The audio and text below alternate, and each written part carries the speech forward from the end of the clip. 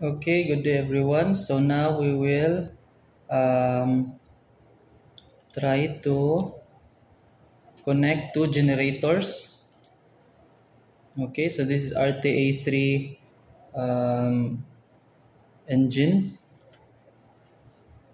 So this is Kongsberg simulator engine, Kongsberg engine room simulator. Sulzer 12 RTA 84C. So RTA 3 yung gamit natin. Okay, so our video today will be about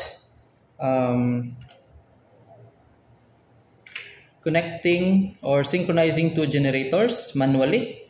Okay, so here, let's check the electric power plant. So sa electric power plant, meron tayong DG number 3 na naka-connect. Okay, this one. This is DG number 3. And then we have DG number 1, number 2, and number 4 na nakapatay pa. So yung gagawin natin is mag-start tayo ng isang generator and then isi-synchronize natin manually sa other generators. Okay. So let's look at the synchronizing panel. Okay, so ito yung synchronizing panel natin. And then, let's check kung anong generator yung pwede nating patakbuhin. So we will start siguro ito. This is diesel generator number 1. Okay, so yung diesel generator number 1, start muna natin on local. Okay, check natin yung seawater. Okay na. Yung fresh water niya, ilagay natin sa auto. And then, kargahan natin yung expansion tank niya. And then sa langis naman, kargahan natin langis. And then, patakbuhin natin in manual itong lube oil pump. And then, fill up lang natin yung mga tangke, maybe hanggang 70% or more than 50%.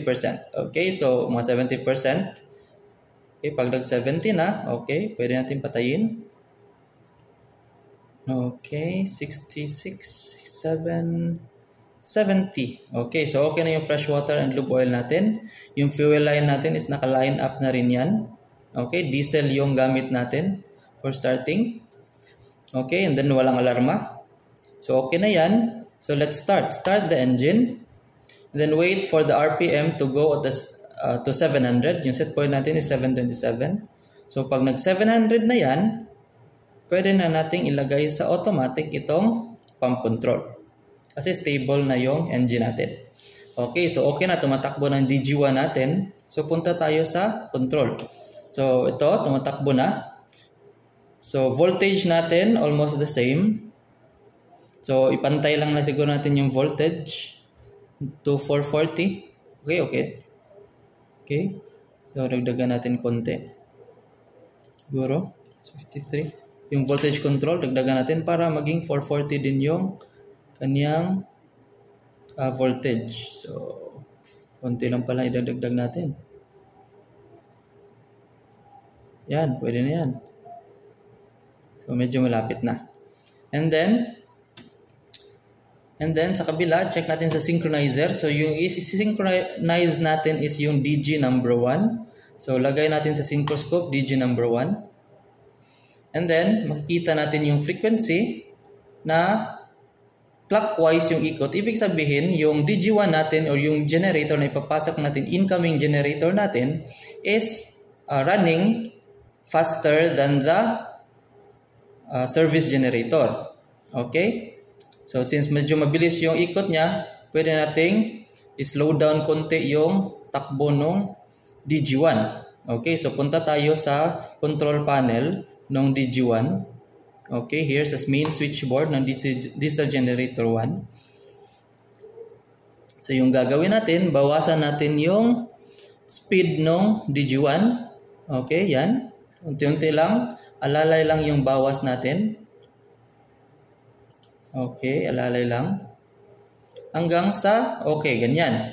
Pag ganyan nakabilis yung ikot and then clockwise yung ikot, pwede na yan. Ibig sabihin, and then nakailaw pa yung voltage, ibig sabihin, pantay yung voltage and then yung frequency malapit lang. Hindi pwedeng mag-synchronize na malayo yung frequency ng dalawang generator. Kasi mahihirapan silang mag-connect. Yung phase sequence nila mahihirapan na mag-abot. Okay, so now, since okay na siya, so antayin natin na yung ilaw is pupunta dito sa may 11 o'clock ito. So usually talaga, sa 12 o'clock tayo dapat mag-synchronize. But because of the delay, kasi pag pindot mo ng breaker in, magsisend pa ng signal yung push button papunta sa breaker bago yung breaker mag-engage. So, may delay. So it's much better na dito ka sa 11 o'clock pumindot, and then dahil may time delay pa yan bago mag-breaker in, tamang-tama papasok siya at 12 o'clock or itong pinaka-top ng ating synchroscope, 12 o'clock. Okay? So let's try. So pag nag-11 o'clock, pindot natin tong itong circuit breaker connect. So pindutin natin breaker connect and then magsisynchronize na yan. Okay, malapit na. Go! Oops! Okay. So nag-connect siya at 12, nag-connect siya. And then after that, check nyo agad yung voltage.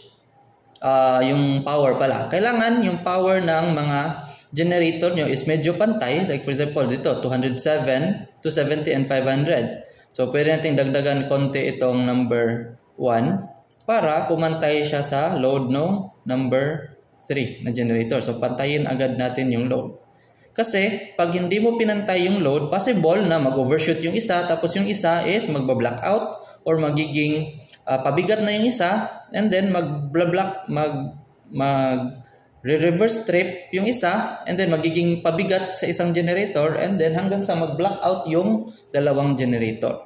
Okay, like for example, ganyan, 400 and 400 na kilowatts, so okay na yan. Pantay, medyo pantay na. So, hindi naman natin mapa-perfect yan. So, pag malapit lang, okay na. So, that's how you synchronize the two generators manually. Okay? So, I hope you learned something today and see you on the next video.